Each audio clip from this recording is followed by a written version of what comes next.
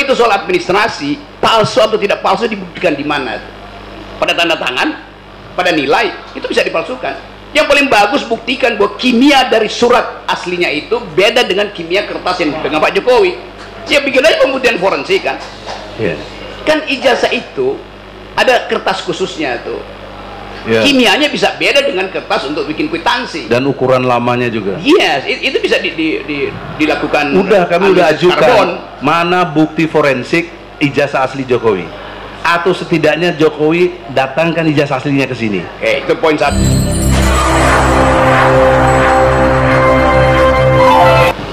Terima kasih. Bismillahirrahmanirrahim. Assalamualaikum warahmatullahi wabarakatuh. Brother Rocky Gerung yang banyak dicintai orang, insya Allah. Mudah-mudahan dalam kesempatan ini orang banyak memahami filsafat itu kumpulan teori-teori dan kata-kata yang bersifat filosofis. Tapi dalam kepentingan sekarang, saya ingin ada filsafat terapan yang mungkin bisa dijelaskan secara ilmiah kaitan dengan yang berkait dengan tentang penistaan agama. Nah, filsafatnya, basis yang saya pahami adalah kejujuran, kebenaran, keadilan. Nah, bagaimana dalam kesempatan ini klien kami ini kan bermubahalah atau bersumpah untuk memastikan benar atau tidaknya, oleh karena itu nyatanya didakwa. Nah, pertanyaannya, bagaimana saksi menerangkan filsafat terapannya untuk ketiga pasal tadi itu? Silakan. Oke, saya coba atasi ya problem itu ya, karena filosofi itu nggak berhubungan dengan hal yang praktis itu. Tetapi dalam perkembangan ada disebut applied philosophy, terutama dalamnya etika itu. Logika juga sebenarnya applied philosophy. Saya beri contoh tadi soal pertanyaan apa sebetulnya itu hoax itu. Tiba-tiba hoax itu jadi soal kriminal. Tiba-tiba hate speech jadi soal kriminal. Dulu waktu Perang Dunia Kedua, pasukan Amerika menyewa satu studio di London untuk membuat suara seolah-olah ada kegaduhan mesin perang Amerika itu. Lalu hasilnya dibocorkan ke Jerman.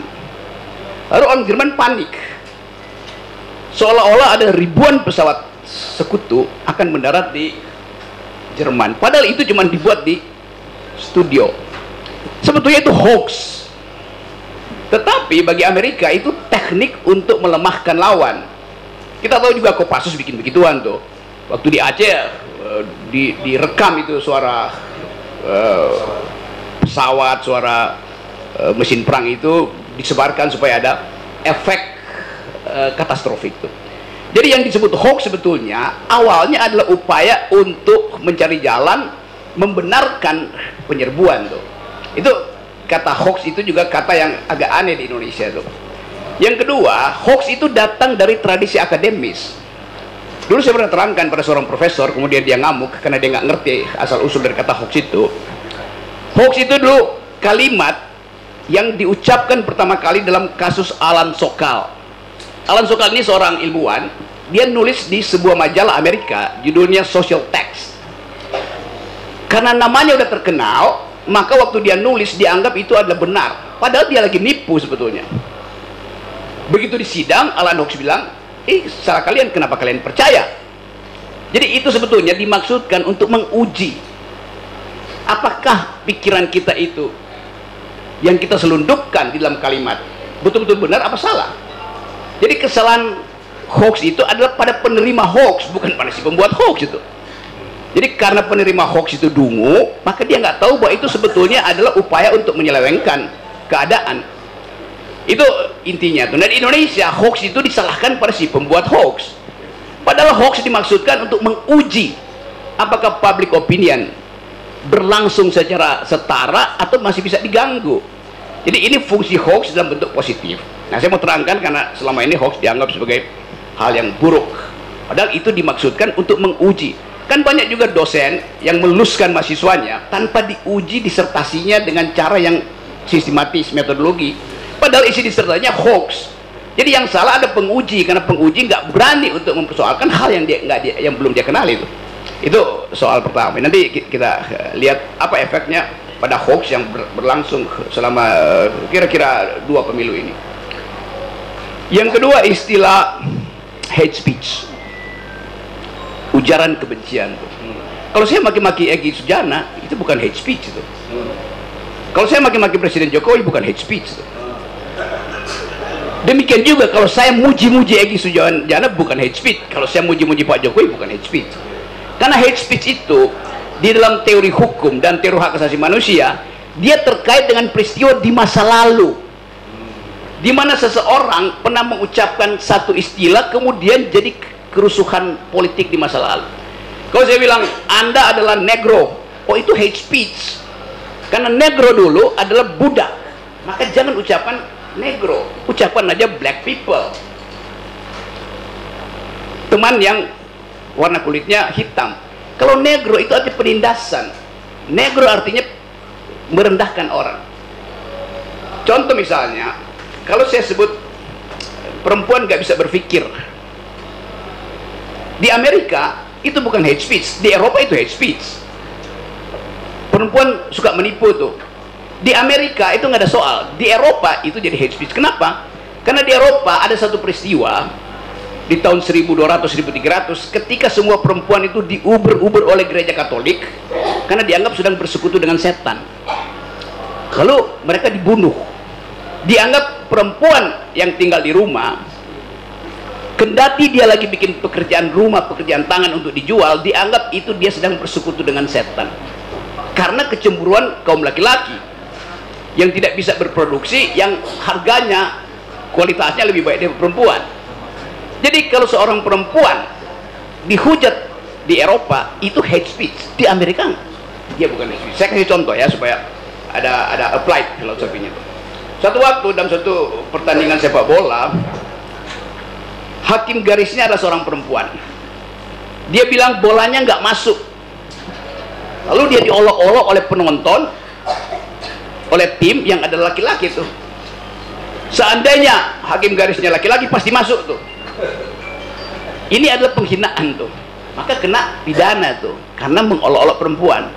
Di Amerika dalam tahun yang kira-kira sama, seorang perempuan yang mau jadi profesor di bidang matematik di Harvard University diolok-olok oleh rektornya sendiri. Rektornya bilang, ngapain sih Anda jadi profesor tuh? Anda perempuan nggak bisa mikir abstrak. Itu bukan hate speech. Tetapi kalangan feminis Amerika kemudian membuli si profesor ini, namanya Lawrence Summers, bekas Menteri Keuangan Bill Clinton yang kemudian jadi rektor Harvard, ijazahnya pasti asli. Dia bilang begini nih, saya tahu saya berbuat salah, karena itu walaupun tidak ada hukum, saya menghukum diri saya sendiri. Rektornya mengundurkan diri itu karena dia salah secara etis, bukan salah secara pidana. Jadi kita lihat satu istilah yang di kita dianggap hate speech sebetulnya salah pengertian, genealoginya keliru tuh. Nah saya nggak ngerti kenapa pembuat undang-undang nggak baca the thing called hate speech. Nggak ada semacam naskah akademis ya, untuk memperlihatkan bahwa tidak semua hal itu hate speech. Hanya bila hal itu pernah ada di masa lalu dan menimbulkan kerugian di masa lalu dan diulangi sekarang, itu namanya hate speech. Saya kira itu awalnya. Ya, penajamannya begini, dalam konteks bukan hoax tadi, karena hoax itu dari si penerima tadi. Nah, pertanyaan seriusnya, ini sudah dituduh hoax. Yang mengatakan hoax si penerima, dalam hal ini jaksa mendakwa. Apakah ini tepat secara keilmuan filsafat yang Anda terangkan tadi? Saya terangkan tadi, genealogi dari hoax fungsinya untuk memancing kebenaran aslinya apa gitu. Jadi hoax sengaja disebarkan untuk tahu yang benar apa kalau begitu. Kalau misalnya saya nggak bisa akses apa yang diucapkan oleh Pak Mahfud hari ini, bahwa ada 300 triliun uang beredar di Menteri Keuangan. Saya bilang, Anda hoax loh Pak Mahfud. Terus dia bilang, buktikan. Saya nggak bisa akses itu. Yang punya akses cuma Pak Mahfud. Kan itu soalnya kan. Jadi ada bahaya juga kalau nanti Pak Mahfud bilang, oke nanti saya buktikan bahwa itu nggak hoax. Sama juga, kalau saya bikin hoax saya akan buktikan. Saya bisa buktikan, tapi butuh waktu kan. Jadi poin saya, hoax itu diajukan untuk memancing perdebatan sebetulnya, bukan untuk menghina. Karena itu Pak Mahfud dalam kasus ini, walaupun itu kita anggap hoax, tapi kita anggap oke, dia jadi whistleblower lah, kira-kira begitu kan. Ya, kepastian pikiran yang saya inginkan adalah ini sudah menjadi dakwaan, bahkan sudah dipenjara. Oke. Padahal itu untuk memancing perdebatan, muncul kebenaran, tapi faktanya justru dipenjara. Ya, kesalahan apa dalam berpikir di sini? Salahnya nggak ada orang yang mau berdebat tentang hal yang lagi dipertengkarkan, lalu dituduh aja itu hoax. Kenapa dituduh hoax? Mumpung ada pidananya kan? Kan lebih efisien duduk hoax daripada bercakap-cakap. Tapi buat kita problem serius karena mencelakakan orang. Buat saya juga itu problem serius, di universitas itu problem serius. Ya. Kan jadi, mestinya percakapan. Apakah ini bentuk kedunguan? Coba ulangi lagi kalimatnya. Apakah ini bentuk kedunguan? Pasti. Yang kedua, tenang, tentang kebencian. Kalau kebencian dan juga sekaligus penistaan agama, Gus Nur ini ulama, di penjara dicintai, suruh khutbah Jumat dan segala macam. Antara realita dengan tuduhan tidak nyambung. Bagaimana menerangkan filosofisnya?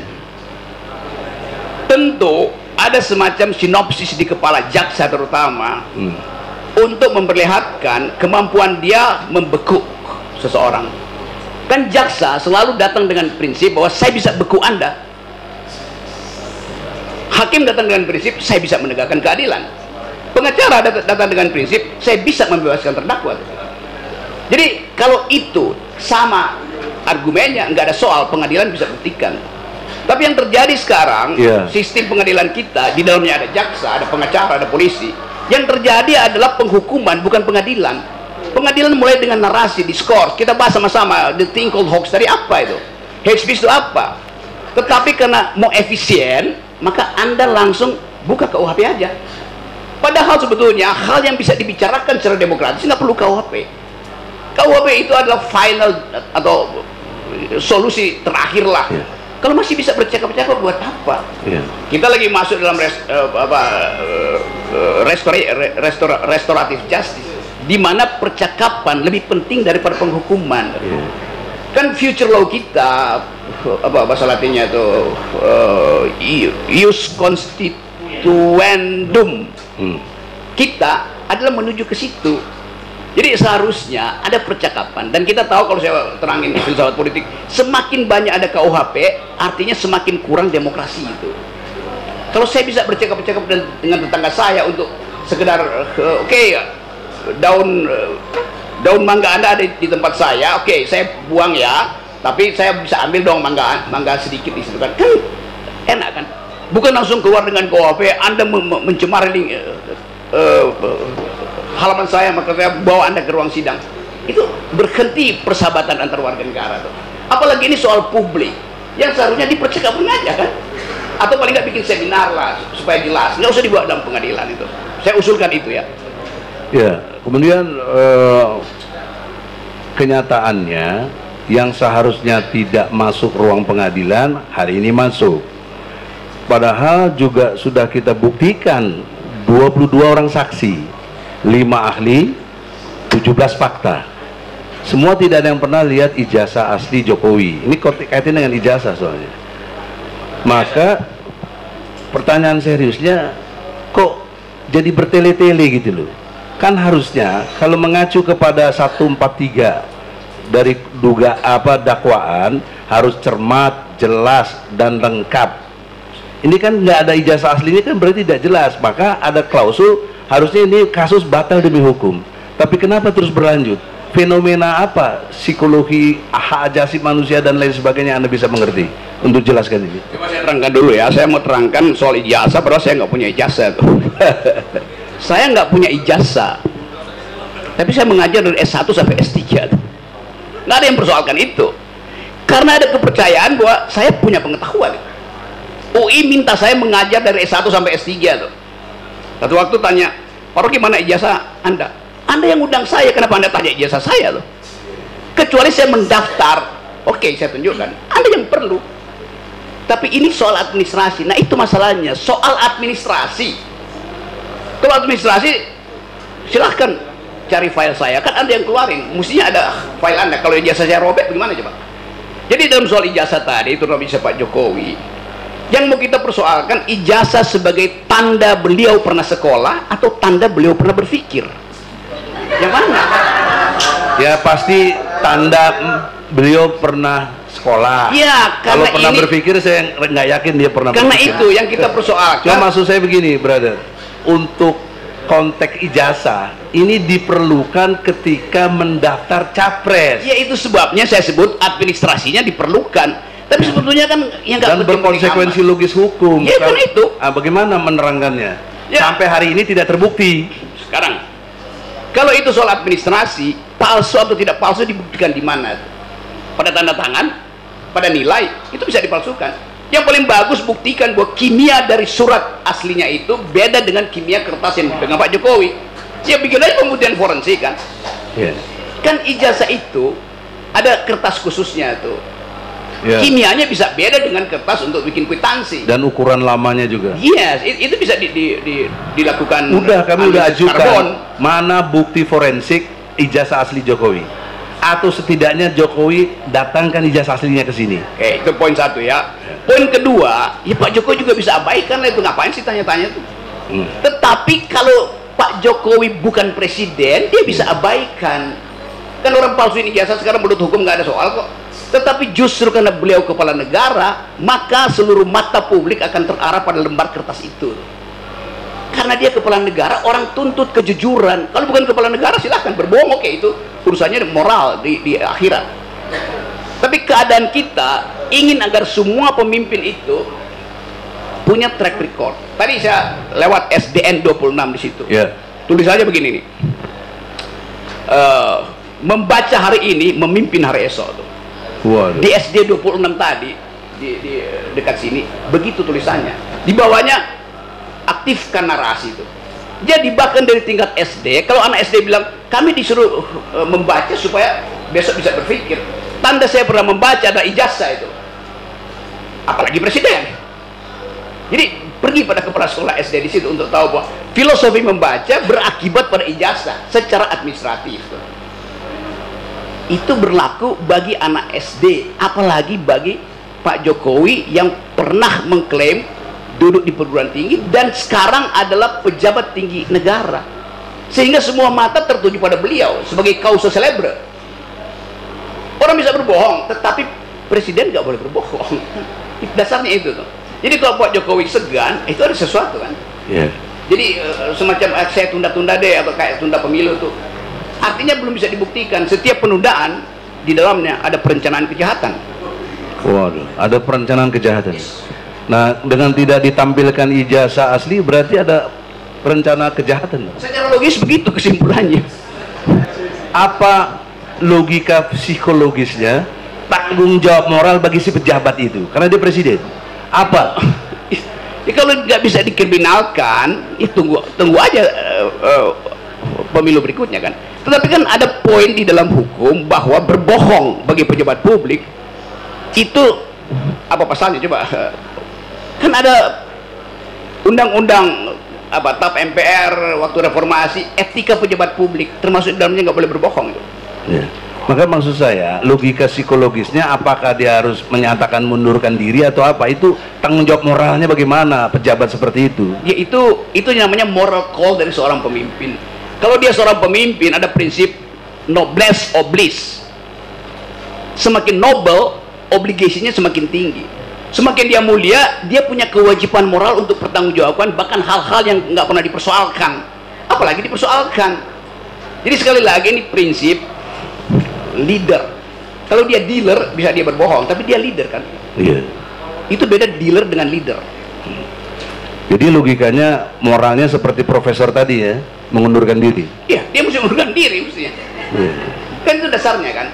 Lalu orang tanya kenapa mengundurkan diri? Ya karena ijazahnya palsu kan, gampang. Tapi faktanya nggak pernah ada pernyataan mengundurkan diri, bagaimana Ya menilai? itu artinya kemampuan untuk menjadi pandito ratu itu belum nyampe. Sekarang karena dari pihak individunya tidak demikian, sekarang dalam proses persidangan sebenarnya ada klausul yang bisa dia ini sidang di stop, sidang ini tidak bertele-tele, tergantung kewenangan hakim di dalam konteks menentukan bahwa ini udah tidak sesuai dengan dakwaan. Saya bayangkan misalnya setiap presiden Indonesia dia punya semacam hak untuk memperoleh noblesse oblige ketika dia lengser itu, lengser ke Prabowo enggak segala macam, kan dia tetap akan dipanggil Master Presiden itu. Di Amerika kan udah pensiun pun Master Presiden, Master Ambassador gitu. Orang akan panggil Pak Jokowi Pak Presiden. SBY sekarang masih dipanggil orang presiden tuh. Bukan karena dia formal presiden, tapi karena integritasnya ada di situ. Nah, satu waktu misalnya dalam waktu 10 tahun ke depan dibuktikan misalnya bahwa ternyata tercecer sebuah kertas yang setelah diforensik adalah kertas ijazahnya Pak Jokowi yang sekarang belum bisa dia sodorkan itu. Lalu ternyata itu kacau, kimianya beda dengan kimia kertas yang beredar di kalangan tahun kelulusan yang sama. Lalu orang persoalkan lagi, oh ternyata setelah 10 tahun baru ketahuan memang itu palsu, atau baru 10 tahun ketahuan itu memang benar. Jadi udah terlewati hari ini bahwa Pak Jokowi udah dapat stigma. Nah, stigma itu berbahaya bagi bangsa. Apa bahayanya? Ya, semua orang akan menganggap bahwa pemimpin Indonesia itu tukang bohong. Setiap kali ada pemimpin yang buruk di negeri ini kan. Jadi kita mau hindari stigma itu. Supaya stigma itu tidak berlanjut berabad-abad, buktikan di sini. Kan simpel kan? Harusnya begitu ya? Ya harus begitu itu. Ya. Saya ucapkan itu sebagai normativity di dalam moral call. Jadi panggilan moral itu menuntut dia secara honesty untuk bilang ini sebetulnya yang kalian persoalkan, daripada ribut-ribut kan gampang. Jadi dalam konteks ini bisa bedakan ya antara kabar dan berita, karena ini konteksnya dengan kabar dan berita, sehingga ini menjadi berita nantinya kan bahwa Jokowi ijazahnya palsu atau tidak jelas. Dengan tidak jelas kan berarti sudah dipersoalkan.